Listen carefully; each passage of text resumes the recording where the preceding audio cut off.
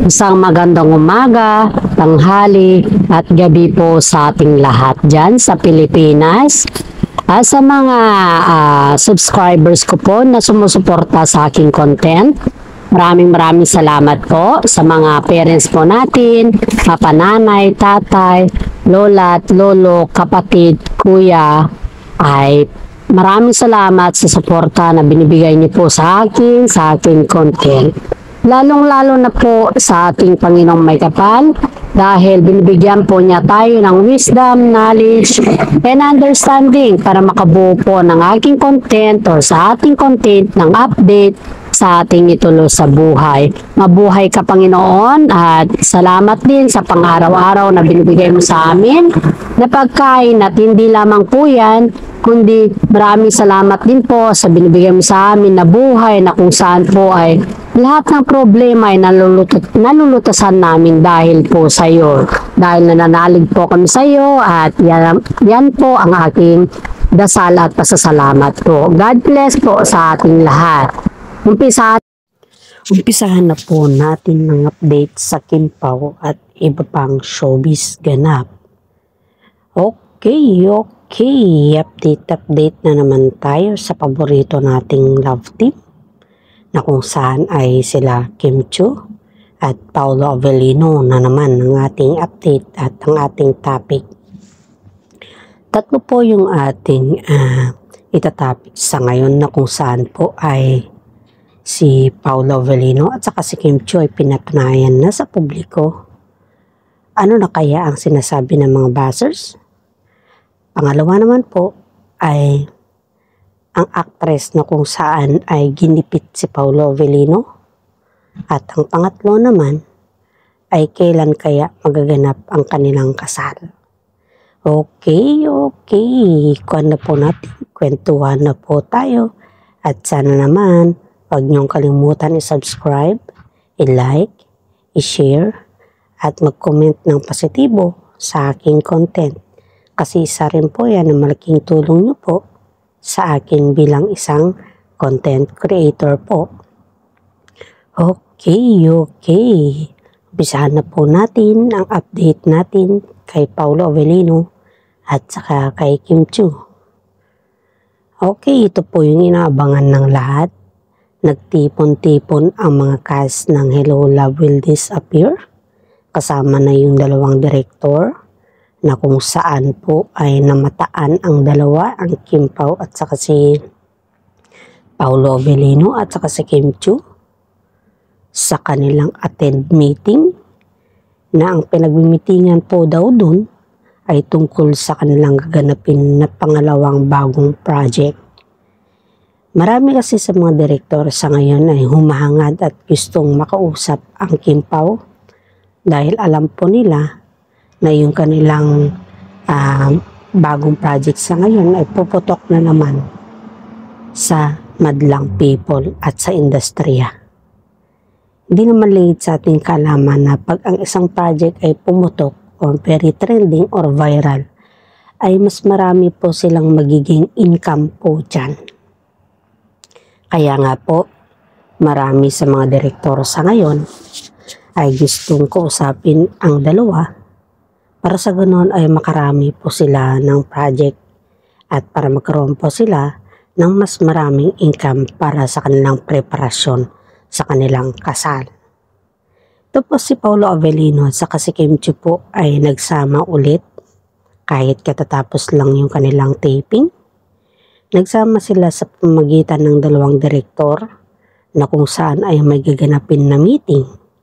Ang meeting na iyon po ay patungkol sa successful ng kanilang teleserye o sa kanilang movie. Dahil ang movie kasi nila Kim Pao ay inadjust yung oras or schedule nila dahil sa movie ng Kat din na pagbebenta ng mga ticket ba. Gusto kasi ng network na dapat mabenta ng maaga yung ticket ng Kat din. Kaya inadjust po nila yung movie ng Kim Pao. Kaya nagkaroon po ng adjustment at nagkaroon din po yan ng tampuhan. Pero okay na po yung kanilang tampuhan as of now. Kasi medyo nag-usap-usap na naman yung dalawang management at dalawang panig at naging okay naman na ang lahat sa kanila.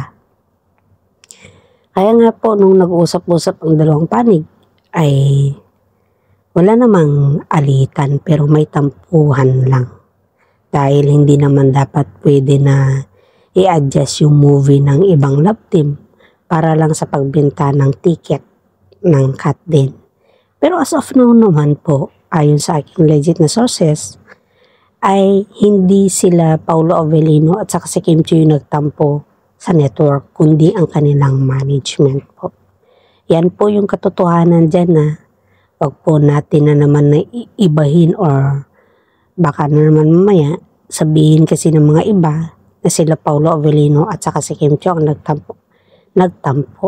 Hindi po, yung management at director po yung nagtampo sa network. Yun po yung katotohanan dyan. Okay, balik po tayo sa meeting na kung saan po ay nagpasaya kasi si Kim Chiu dun sa Pasig. At maraming mga netizen po ang nakita si Kim Chiu sa Pasig. Siya po ay isa sa mga host at nag-perform din po si Kim Chiu dun. At habang nagpe-perform siya, ang daming mga netizen po ang nakakita sa kanila. At yun yung dahilan kung bakit nandun din po si Paolo Avellino para sunduin si Kim Chiu. As of now kasi po ang parang banding kasi ng dalawa ay kaya tayo nakikita palagi sila na spotted. Ayun po yung kadahilanan na pinapakita ni Paolo Avellino sa publiko kung paano niya ligawan si Kim Chiu. Kasi nga malapit na silang ikakasal and then yung question kasi sa kanila bakit ikakasal na sila hindi pa umaamin sa public.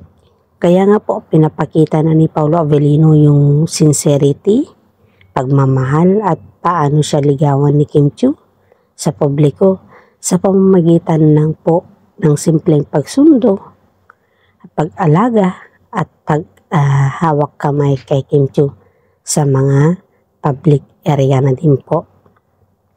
Marami kasi dito ang humahangad na paaminin ang dalawa pero syempre may mga management kasi yan na nagsasabi sa kanila na wag muna hanggat wala pang nabubuong alam mo na. Syempre hindi naman natin yan pwedeng kontrolin dahil nasa showbiz po sila at alalahanin po natin na may management po ang nagkokontrol sa kanila. Hindi po tayo na mga netizen o mga solid kimpaw. Kasi ang management po, sila po ang may hawak sa dalawang ito. Kaya yun po yung palagi natin intindihin or unawain kung bakit hindi sila nagsasabi o nagsasalita sa publiko. Ayon po sa aking legit na sources po ay binunyag na din ni Paolo Avellino na may something na sa kanila. At iyon po ay kadalasan tinatanong sa kanya ng kanyang mga barkada pero hindi lang niya kasi naamin-amin. Pero as of now po, paunti-unti na pong lumalabas yung katotohanan na kung saan ay nagkaroon na talaga ng special na moment ang dalawa. Sa katunayan po, ang nanay ni Paolo Avellino po ay nagbigay welcome kay Kim Chiu sa kanilang pamilya dahil yung pamilya ni Avellino kasi, si Paolo Avellino kasi, isa sa mga hinahangaan sa industriya. Kahit hindi naman natin kilala ng maayos or hindi natin sila kilala ng lubusan ba, nakikitaan talaga natin na sobrang welcome si Kim Chiu sa pamilya Avellino dahil si Kim Chiu kasi ay boto yung nanay ni Paolo Avellino sa kanya at hindi lang po yung nanay, pati na rin po yung kanyang mga kapatid, kamag-anak at pati na rin po si Aki. May mga eksena kasi na nagkaroon kasi ng parang nung nagbisita si Kim Chiu doon dahil nga po pag-usapan yung kanilang engagement na secret engagement. Ito yung nasabi kasi ng ibang netizen dito. Basahin ko lang po magbasa po tayo ng comment ayon po sa secret engagement na magaganap. Ito po. Bakit kailangan, hello Kim Pao, this is your fans. Why you should keep your secret engagement to us? It's not aware na magkaroon ng secret engagement samantala kami po ay isa sa mga fans ninyo na naging inspirasyon din po ng pang-araw-araw ninyo. We want to be a publicity and transparency about your update because we are waiting your update every day. And thanks for this vlogger because we appreciate all her content even though she has a more content about inyo. Ayon dito sa vlogger na to, ay nagpapasalamat kami dahil may ending na pala kayo na hindi namin nalalaman. At yan po yung hinihintay namin. Hopefully, may mga makikita kami pictures sa inyo pong dalawa na nakasuot na po ng pangkasal. Maraming salamat at God bless po sa iyo, vlogger. Isa sa mga hinahangaan kasi natin ang Kim Pao at tama naman si content creator na kung saan po ay kailangan natin yung may pruweba sa kanila na kung saan ay nakasuot na sila ng pangkasal. Yun kasi yung hinihintay natin, most awaited moment sa kanilang dalawa at yun ay ibibigay natin sa kanila dahil sila lang po makasagot niyan at ang kanilang mga pamilya. Kaya nga po marami sa mga ngayon naghihintay kung kailan yung kanilang kasal. Speaking for that kasal, dadako po tayo sa isang actress na kung saan po ay masusi niyang sinisiraan si Paolo Avellino. After that, nasiraan si Kim Chiu sa mga bashers. Sinunod naman niya si Paolo Avellino sa pamamagitan ng pagsabi sa comment na, "Why Pao, bakit ngayon ka lang lumantad?" Which is hindi naman appropriate ba kung sakali na bakit kailangan mong sabihin kay Paolo Avellino na bakit ngayon lang siya lumantad. Matagal naman nang lumantad si Paolo Avellino sa public. Is it ngayon ka pa lang ba magsabi ng bakit pa siya lumantad? Malapit na silang ikakasal. Did you have black intention about it? Or can I ask you something? Why you should post in your Instagram that bakit ngayon lang lumantad si Paolo Avellino?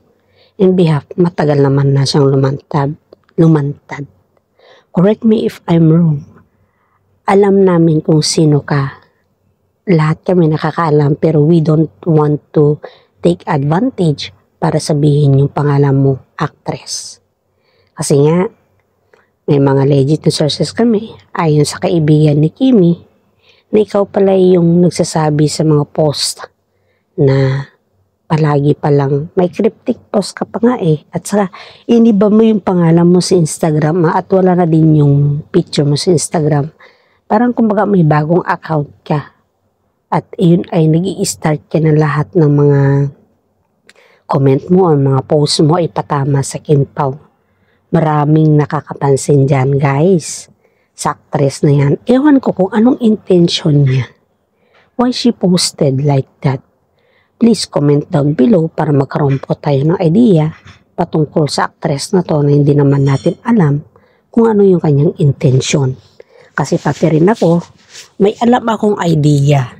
Pero ayaw ko lang po magsabi kung ano yung idea niyon kasi ayaw kong nanggaling mismo sa akin at gusto ko na magkaroon din ng sariling opinion yung ating mga viewers dito. Kasi nga po, it's too unfair naman na ako lang yung magbigay ng idea sa mga viewers naman natin na nakikinig sa atin ay hindi natin pakinggan ang kanilang idea. Sa mga senior po dyan na nagkakaroon po ng idea, kasi may mga seniors po ako na viewers, please comment down below lang po kayo. Kung alam niyo po kung ano po yung idea, bakit po siya nagganon sa mga cryptic post niya. Is it that one is gusto lang niya manira? Or just go with the flow lang sa showbiz? Kasi hindi natin po hawak ang utak ng isa't isa dito. And beside, ayoko din po na makatapak ng kapwa natin tao. Like what I said, I like to be humble and I like to be caring sa mga fans po natin at sa mga inspirational people po natin like Kim Pao. Solid kasi ako ni Kim Pao. At kung may mga nega na pinupost nila, I just read it, but it depends on you kung ano po yung sasabihin nyo sa akin na bilang vlogger po nila. Okay, you're right.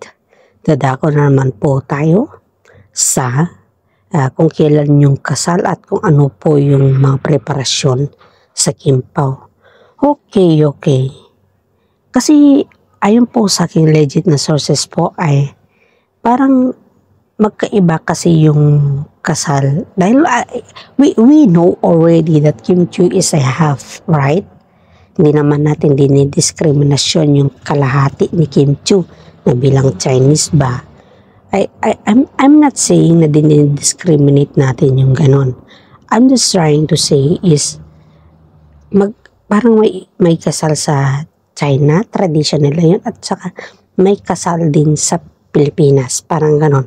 Para magkaroon ng yung traditional, respect the traditional way of both of them. Ayon po sa aking legit na sources, ay nire-respeto ng mami ni Paulo Avellino yun. Dahil sa atin naman na Pinoy, ay nakakaintindi po tayo kasi may kanya-kanya po tayong tradition. Yan po yung sagot ng mga legit na sources po natin. At si Kim Chiu po ay hindi naman natin maiwasan na matanong kung ano yung klaseng tradition sa kanila na pagdating sa kasal. Kasi nga po, si Kim Chiu kasi is wala na yung kanyang mga parents dahil alam naman natin yung nangyari sa kanila. At si Paulo naman is kompleto pa yung sa kanya. So yung nakakadepende na lang ang decision is about kay Kim Chiu. At sinusuportahan po yan ng pamilya Avellino sa lahat ng bagay. Kaya dito natin makikita na over-welcome po si Kim Chiu sa pamilya Avellino. Lahat ng gusto ni Kim Chiu, as long as kayang ibigay ng pamilya Avellino, they will give all the supports. It's not about all the supports only, lahat po para lang maging maayos ang lagay ng dalawa at hindi lang po maging maayos kundi maging successful din po sila balang araw. They do all the trials pagdating sa kasal. They respect everything what Kim Chiu decision, everything what is or a choice of Kim Chiu, they respect it because as a matter we know, minsan lang po ikakasal at hindi po palaging ikakasal. Kaya masarap sa pakiramdam na lahat ng both parties ay nakakaintindihan pagdating sa opinion ng kasal. At hindi po sila selfish gaya ng mga iba na napaka-selfish pagdating sa kasal. Pero ito po is hindi po. I observe that ayon po sa aking legit na sources ay sobrang hangang-hanga ang pamilya Avellino kay Kim Chiu. Dahil habang sila po this year ay nagpre-prepare sa kanilang future and they keep on trying or they keep on expanding their time para magkaroon po sila ng sariling idea. Isipin mo they are expanding their time like si Kim Chiu may business po siya. She's expanding her time also that way at may mga ibang movies at endorsements silang dalawa. They are expanding their time para maka-earn a lots of money para sa kanilang future. They keep on working. And that's what I saying na believe ako sa kanila. Sobrang believe ako sa kanila kasi ang inaatupag nila ay hindi yung paglakwat siya or hindi yung pagwalwal dyan. Ang inatupag po nila is para sa kanilang anak at para sa kanilang future because they respect each other. And this is my vlog for today. Please paki-like, subscribe, and hit the notification bell naman po sa mga may gusto sa aking vlog. At sana naman wag po kayo mag-skip. Maraming salamat at God bless po.